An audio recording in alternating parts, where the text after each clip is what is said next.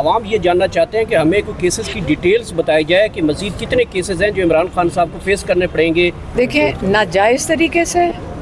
आप रोज़ एक केस बना लें, पहले ही 300 केस हैं, और ये जो 9 मई के हैं, अगर एक दफ़ा ये केस चलाएं ना तो सारों को समझ आ जाएगी, और दुनिया, पाकिस्तान नहीं सिर्फ, सारी दुनिया को पता चलेगा। हम तो कहते हैं केस चलाएं, बाकी भी 9 मई के बाद के भी, क्योंकि उसके बाद दुनिया में इंटरनेशनली समझ आएगी कि किस किस्म का इंसाफ का निज़ाम इस वक्त पाकिस्तान में ख़त्म हुआ हुआ है। इसलिए हम चाहते हैं कि 9 मई के बाद, ये तो केसेस पहले वाले थे 3 साल से चल रहे हैं, अब जो वाले केस हैं जो 9 मई के बाद के हैं वो इस किस्म के केसेस हैं कि सारी दुनिया को बल्कि चलने चाहिए और देखना चाहिए। उसके बाद वो चलाएंगे एक एक करके, तो चलाएं, हम चाहते हैं कि वो चलें और सारी दुनिया देखे।